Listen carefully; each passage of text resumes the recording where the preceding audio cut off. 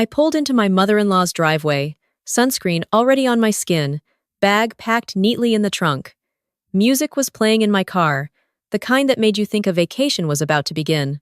I was smiling, humming along, picturing the turquoise water waiting for us in Hawaii. Then the front door opened. My mother-in-law looked straight at me and said, "You weren't invited to the trip. We figured you'd be fine alone." Her words hit like a bucket of ice water. For a second, I thought she was joking, waiting for a laugh track that never came. My grip tightened on the handle of my bag. I forced a small smile, nodded, like her cruelty was a minor inconvenience, like I hadn't just spent weeks imagining this trip. Inside, though, my stomach twisted. Something inside me snapped quietly, the kind of break you only notice when silence follows. Behind her, I could see the evidence stacked neatly, luggage lined by the staircase, sun hats and flip-flops tossed on a bench, passports spread across the hallway table like trophies. My sister-in-law was laughing at something on her phone. My husband was busy tying a shoelace, pretending he hadn't heard a thing. It was all set. They were leaving without me. I stood there for a moment too long, like an unwanted guest who hadn't read the script. She raised an eyebrow, her smile polite but sharp. "You'll be fine. You're independent. This is just for family." That word family cut more than the rejection. I turned, dragged my bag back to the car, and drove away. My face was calm, but my pulse was hammering. I didn't yell, didn't beg, didn't ask why. I didn't give her the performance she expected. That was my first act of rebellion. That night, around 10:30 p.m., my phone buzzed. A payment request. $5,000. Your share of flights and villa. No, sorry. No explanation, just an invoice, like I was their personal sponsor. I stared at the request, let a slow smile curl on my lips. Then I sent back $1 with a note. "You'll have a surprise." The thing is, this wasn't the first time. It was just the loudest. For years, she had been rewriting the family script, and I was always edited out. Last Christmas, she handed out matching pajamas to everyone but me. At Thanksgiving, she introduced me to a neighbor as my son's +1, even though I'd been married to him for 6 years. At my own child's birthday, she gave a toast that somehow never mentioned me, only our boy and his father's family. Every time, I swallowed it. I told myself she'd change, or that staying silent kept the peace. But peace built on erasure isn't peace at all. It's a slow drowning. So, when that payment request came, I didn't cry. I didn't even rant to my husband. I opened my laptop, checked the airline website, and found their flight. There were still seats available. My hands didn't shake as I typed in my details. I booked it. Same flight, same gate, but my own plan. And not just a flight. I went further. I reserved a private villa overlooking the ocean, one with its own entrance, infinity pool, and champagne on arrival. I even added their last name to the reservation, with a note for early check-in and a bottle waiting. Let them walk into the lobby and find out the island wasn't just theirs. 2 days later, I walked through the airport terminal like a shadow. Hoodie up, headphones in, blending with the crowd. They were a few gates ahead, my mother-in-law pulling her carry-on like a queen entering her court. She didn't see me. Not yet. On the plane, I settled into my seat a few rows behind them. I ordered a ginger ale, put on my sunglasses, and waited. When we landed in Hawaii, the humid air wrapped around me, thick and salty. I let them go first, their laughter echoing down the jet bridge. I followed quietly, each step steady, like I'd rehearsed it. And then, the moment. At the villa check-in desk, they turned, laughing, already picturing their family-only paradise. My mother-in-law's voice floated in the air. "Reservation for Miller." The clerk smiled, scanned the system, then glanced at me. "Ah, Mrs. Miller, welcome back. Your private villa is ready." Her head snapped around. Our eyes met. For the first time in years, she looked unsettled. Her lips parted, but no words came. My husband froze, his face pale. My sister-in-law dropped her sunglasses. I smiled, lifted the keycard from the counter, and said softly, "What a coincidence." Then I walked away, the sound of my sandals tapping against the polished floor. I didn't need to scream or argue. My presence was enough. For once, they couldn't erase me. I don't know if she realized it then, but in that moment, she wasn't the one in control. She was the outsider, watching me take the spotlight she thought she owned. And maybe that was the real surprise I promised her. The truth is, I almost believed her. When she said, "You'll be fine alone," I nodded like it was nothing, but later that night, the words replayed in my head like a song I couldn't turn off. Fine alone. That had always been her excuse for shutting me out. I still remember the first Thanksgiving after our wedding. I baked a pumpkin pie, brought it proudly to her table. She smiled, placed it on the counter, then pulled out her own pie and served that instead. Mine never made it to the table. Guests complimented her, and she nodded like she had done everything. I sat there, my fork scraping the plate, swallowing bitterness along with turkey, or the year we sent out Christmas cards. I had chosen the photo carefully, my husband holding our baby, me beside him, our little family framed by lights. A week later, I found her version of the card on her mantel. Same photo, cropped. My face was gone. She had actually trimmed me out and mailed those cards to her friends. I stared at one for 10 minutes, trying to decide if I should laugh or cry. And of course, birthdays. Every year, she made it clear that celebrations weren't for me. At my son's 3rd birthday, she stood to give a toast. I waited for her to mention me, the one who had stayed up nights planning, baking, wrapping gifts. Instead, she raised her glass and said, "To my son, who works so hard, and to this wonderful boy who brings joy to our family. Nothing about me. Not a single word."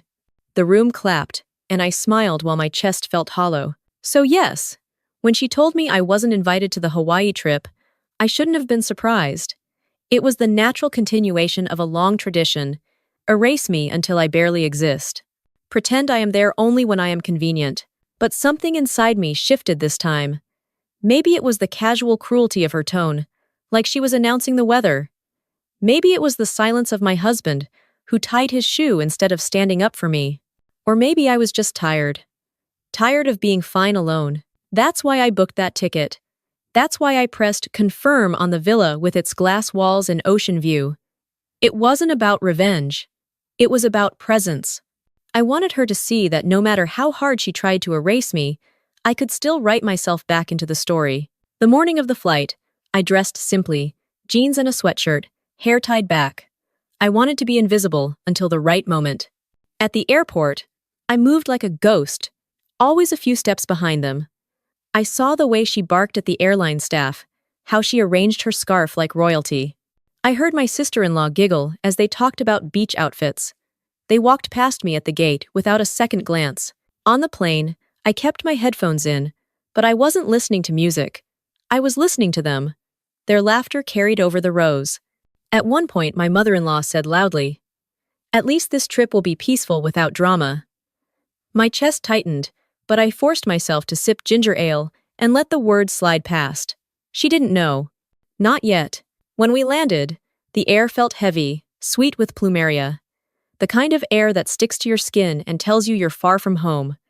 I let them exit first, their excitement spilling out into the terminal. I waited, then followed, my sandals tapping against the tile. The drive to the resort was a blur of palm trees and ocean glimpses. I checked into my villa quietly, my keycard sliding across the counter. The receptionist smiled warmly and said, "Enjoy your stay, Mrs. Miller." I almost laughed. If only my mother-in-law knew. The next morning, I walked to the resort's main lobby, just as they arrived to check in. I had timed it perfectly. My mother-in-law approached the desk, confidence radiating from every step. "Reservation for Miller," she announced. The clerk smiled, tapped the keyboard, then glanced toward me. "Ah, Mrs. Miller, welcome back," he said brightly. "Your private villa is already prepared." Her head turned so sharply, I thought she might hurt her neck. Our eyes locked. For once, she didn't have a line prepared. No sarcastic smile, no sharp remark, just shock. My sister-in-law dropped her sunglasses onto the tile with a clatter. My husband froze, caught between two worlds. I stepped forward, lifted the keycard the clerk handed me, and smiled. "What a coincidence," I said lightly. Then I turned and walked away, the sound of the ocean faint in the distance. In that moment, I felt something I hadn't felt in years, weightless. Not because I had hurt her, but because I had reclaimed myself. She couldn't erase me this time. She couldn't crop me out of the photo or seat me at the back table. I was here. I was visible. I don't know what they said after I left. Maybe she tried to spin a story. Maybe she pretended it didn't matter. But I know the image stayed with her. Me, walking away with the key in my hand, smiling like I belonged. And maybe that was the real lesson. She always thought she could decide who counted as family. But family isn't defined by her invitations or her speeches. Sometimes it's defined by the ones who refuse to disappear. I wish I could tell you Hawaii was the first time she excluded me, that this was some shocking twist no one could have predicted. But the truth is, it was just another chapter in a long book she had been writing for years, one where I was never meant to be the main character. It started small, so small I almost convinced myself I imagined it. Our first year of marriage, she threw a family barbecue. I showed up with potato salad, the recipe I had begged my mom to share. She took the dish from my hands with a smile, set it on the counter, and never served it. Hours later, I found it in the fridge, untouched, while her version of potato salad sat proudly on the table, scooped clean. When guests asked about the food, she said, "I made everything from scratch." I smiled and said nothing, even as my dish sat cold behind the fridge door. Then there were the photos. She loved photos, loved curating an image of a perfect family. Every holiday, she insisted we line up. My husband in the middle, my child in his arms, my sister-in-law to one side, her husband to the other. And me? Always shuffled to the edge, half-cropped, sometimes not even called into the frame. Once she asked me to take the picture instead. "You have such steady hands," she said with a wink, as if that made me part of the memory. It didn't stop there. She had a phrase she used whenever I protested. "It's not personal." Those 3 words became her shield. When she forgot to invite me to brunch, it wasn't personal. When she gave out matching gifts and left mine blank, it wasn't personal. When she announced family plans and then looked surprised, I thought I was included. It wasn't personal. She wielded that phrase like a knife wrapped in silk. I told myself to endure. My husband didn't like conflict. He said, "That's just how she is. Don't let it get to you." So, I swallowed my pride, tucked away my hurt, convinced myself that silence was strength. But silence doesn't build bridges. It digs graves. One memory still lingers more than the others. It was my son's preschool graduation. He wore a little cap, holding his certificate proudly, eyes searching for me in the crowd. When he found me, he waved so hard the cap slid off. My heart swelled.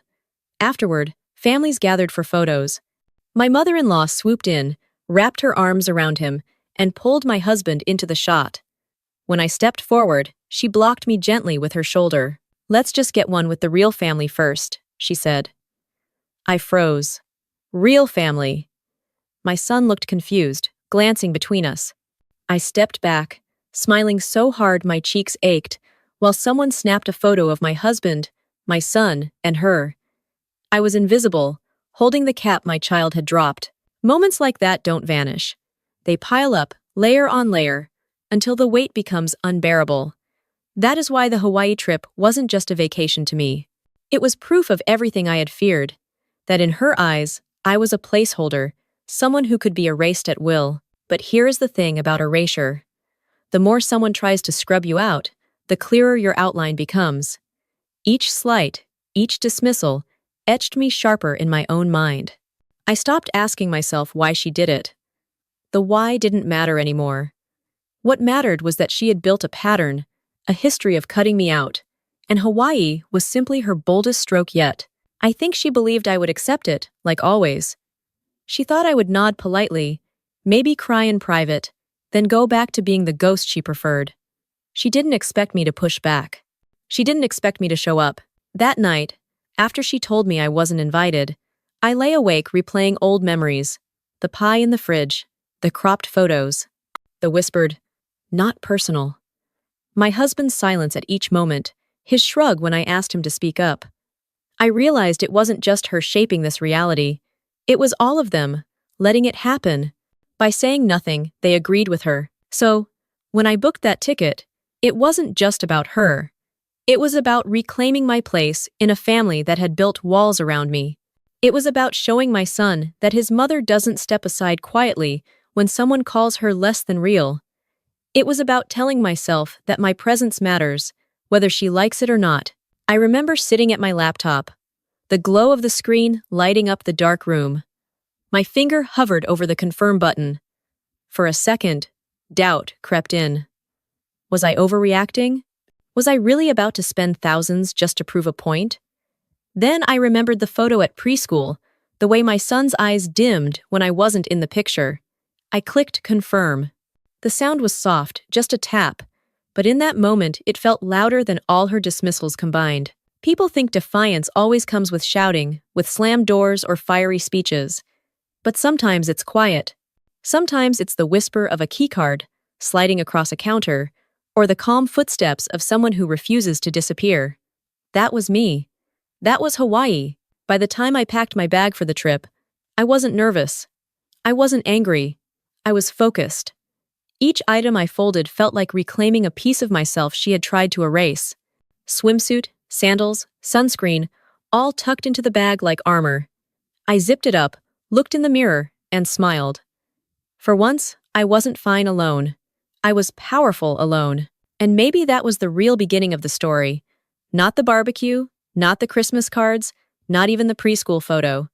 The real beginning was the moment I chose not to let her decide my place anymore. The resort lobby was chilled with air conditioning, a stark contrast to the heavy tropical air outside. The marble floors gleamed under warm lights, polished to the point that my reflection trailed beneath me as I walked. The scent of plumeria and coconut oil lingered faintly in the air, carried by the ceiling fans that hummed above.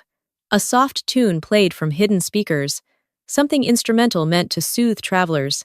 I had already checked into my villa earlier, but I timed my return for this exact moment. Their arrival. I stood near the indoor fountain, pretending to scroll on my phone. My heart was steady, surprisingly so. I wasn't nervous anymore. I was waiting. Then, I saw them. My mother-in-law marched through the sliding glass doors like she owned the island. Sunglasses perched on her head, silk scarf draped loosely around her neck, lips pressed in the satisfied curve of someone who believes the world has bent in her favor. Behind her came my sister-in-law, pulling a floral suitcase. My husband trailed behind them, carrying an extra bag, his posture already tired. They didn't notice me at first. Why would they? In her mind, I wasn't supposed to be here. I watched as she approached the check-in desk, the clerk greeting her with a bright smile. "Reservation for Miller," she said, her voice sharp and practiced. The way she said Miller, like it carried weight, made me want to laugh. The clerk began typing, scanning the system. Then his eyes flicked toward me. His smile widened. "Ah, Mrs. Miller," he said, addressing me first. "Welcome back. Your private villa has already been prepared." The moment froze. My mother-in-law's head snapped to the side so quickly that her scarf slipped from her shoulder. Her eyes landed on me. For once, they didn't hold disdain or condescension. They held shock. My sister-in-law gasped, fumbling with her sunglasses. My husband went pale, mouth opening as if to speak but no words forming. Around us, other guests milled about, unaware of the silent earthquake happening in that lobby. I slipped my phone into my pocket and walked forward slowly, each step deliberate, like I was walking onto a stage. The polished floor amplified the sound of my sandals. I took the keycard from the clerk, let it dangle between my fingers, and smiled. "What a coincidence," I said softly. The silence stretched.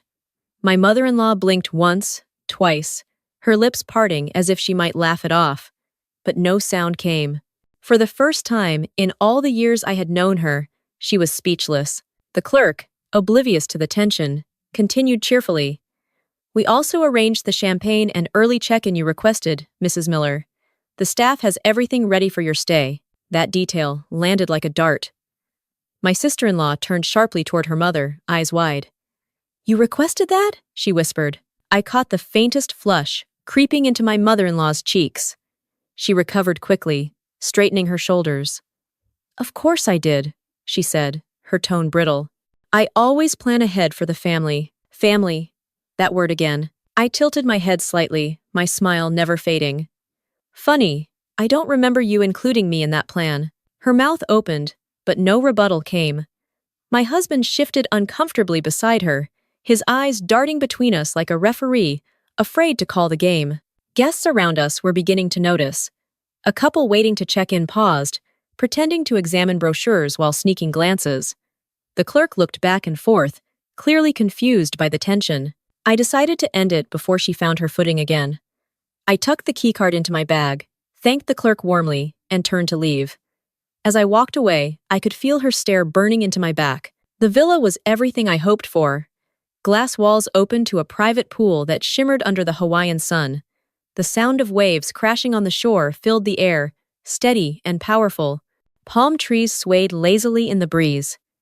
It was paradise, and it was mine. Later that afternoon, I walked along the beach, sandals dangling from my hand, toes sinking into the wet sand. The water was warm, foamy waves licking at my ankles. And then, ahead of me, I saw them again. My mother-in-law sitting under a rented cabana, sipping from a coconut, my sister-in-law snapping selfies, my husband lying back in a lounge chair. She saw me before I saw her. Her head jerked slightly, eyes narrowing. For a split second, her face faltered, then she pasted on a polite smile. I walked closer, not out of pettiness, but because I refused to act like I didn't belong. Enjoying the trip? I asked lightly, stopping just at the edge of their cabana. Her fingers tightened around the coconut. Of course, she said, her voice clipped. It's nice to see you here. I'm sure it is, I replied. Then I turned to the ocean, letting the sunlight reflect off the waves, pretending I hadn't just upended her carefully constructed world. I didn't need to confront her directly. My presence was the confrontation. Every time she looked at me, sitting in the same paradise she had tried to deny me, she had to face the fact that she couldn't erase me. The rest of the afternoon passed in strange silence. They laughed a little too loudly, posed for photos with smiles stretched too wide. And every so often, I caught her glancing at me, her jaw tight, her drink untouched. That night, as fireworks lit up the horizon over the ocean, I sat on my villa's balcony, glass of champagne in hand. From across the resort, I could faintly hear her voice carrying in the night air, sharp and agitated. I didn't need to know the words. I already knew. For the first time in years, I felt the balance shift. She had built her power on exclusion, on deciding who counted and who didn't. But here, in Hawaii, with the ocean roaring behind me and the stars scattered above, she was the one left on the outside. The morning after our arrival, the resort buzzed with that particular kind of energy you only find in tourist spots. Luggage wheels rattled across tile floors, flip-flops slapped against marble, and the scent of sunscreen mixed with brewed coffee. I sat at a corner table in the open-air restaurant, sipping from a tall glass of pineapple juice. The ocean stretched just beyond the patio, blue and endless. I saw them before they saw me. My mother-in-law led the way, a wide straw hat perched on her head, her scarf fluttering like she was starring in a travel commercial. My sister-in-law clutched her phone, already angling for the perfect selfie backdrop. My husband followed, shoulders hunched, his eyes half-lidded from lack of sleep. They were seated only a few tables away.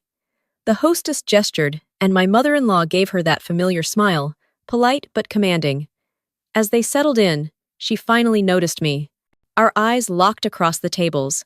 For the briefest second, something flickered in her expression. Surprise, then irritation, then something harder to name.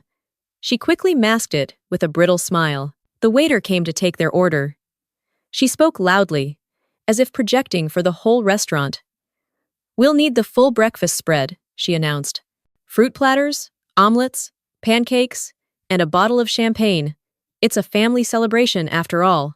That word again. Family. I almost laughed into my juice. When the waiter came to me, I leaned in just enough for him to hear. "Put their order on my tab," I said quietly. "And add another bottle of champagne. The most expensive one you have." He blinked, then nodded with a small smile, as if he had seen this sort of thing before. 20 minutes later, their table was a feast. Plates piled high with fruit, fluffy pancakes dripping with syrup, omelets steaming with herbs. The champagne arrived chilled, beads of water sliding down the glass. My sister-in-law gasped in delight, snapping photos like she was documenting a royal banquet. Then the waiter returned, presenting the bill with a flourish. My father-in-law reached for it automatically, but the waiter shook his head.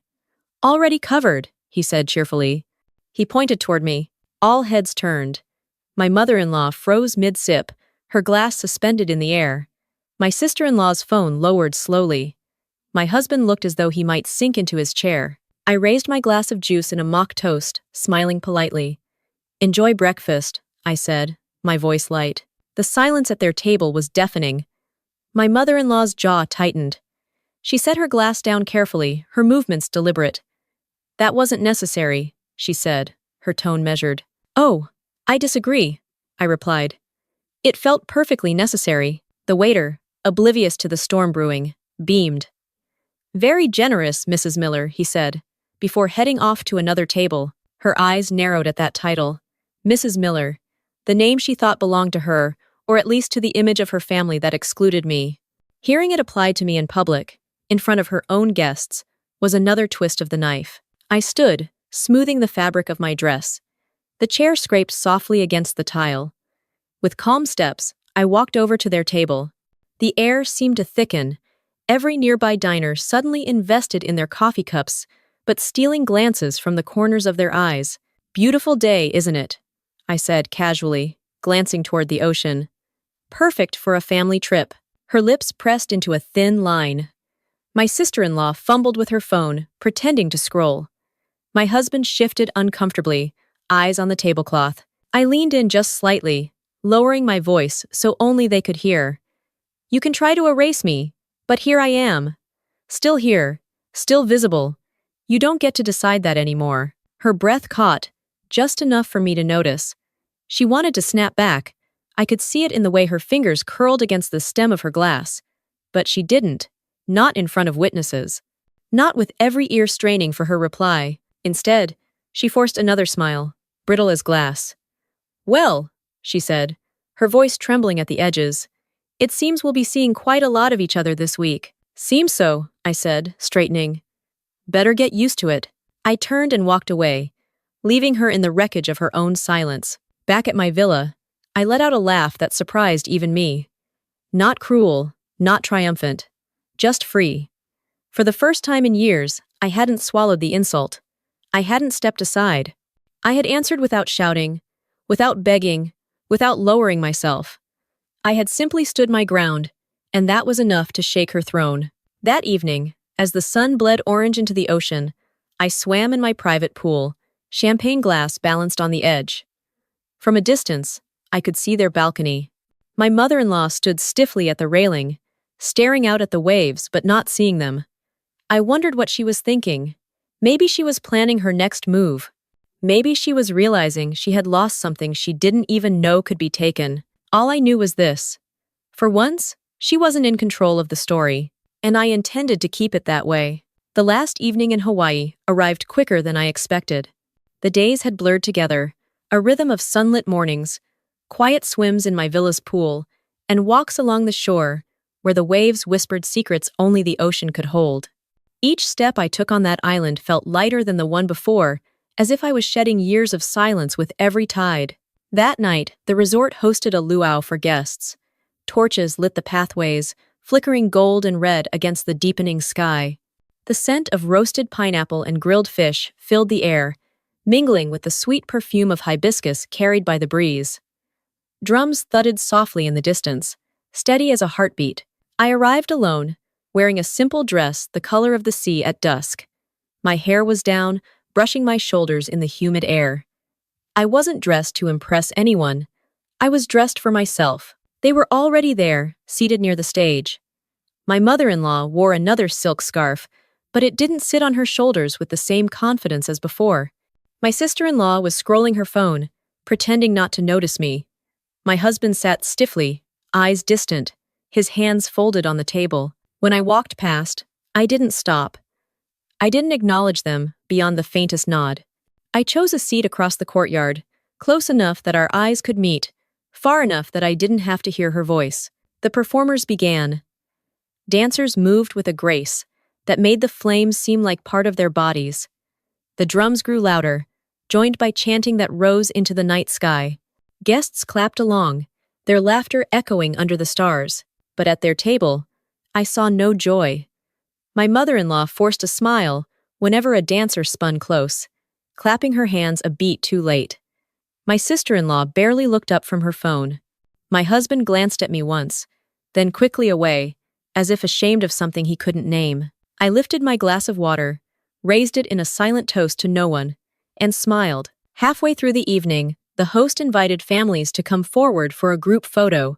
Guests rushed to the stage, parents corralling children, couples laughing as they posed with flower leaves around their necks.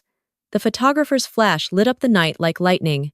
My mother-in-law stood quickly, tugging at her scarf, gathering her family to join.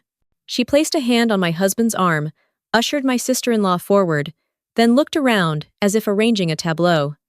For the first time, she hesitated. Her eyes flicked toward me. For years, she had cut me from photos, erased me from the frame. But now, with the entire resort watching, she couldn't quite decide what to do. Invite me, and she admitted my presence mattered. Ignore me, and she risked looking small. I didn't move. I simply met her eyes and smiled, calm and steady. The choice was hers. She turned away. She chose as she always did. And once again, I wasn't in the picture. But this time, it didn't hurt. This time, I didn't feel erased. I felt free. Because the difference was, I no longer needed her invitation to exist. When the photo was taken, applause rippled through the crowd. I leaned back in my chair, listening to the sound like it was meant for me too.